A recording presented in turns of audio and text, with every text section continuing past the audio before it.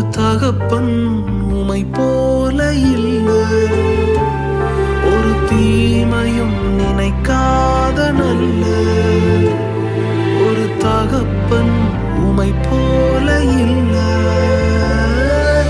எபினேசரே, எபினேசரே, இந்நாள் வரை சுமந்தவரே.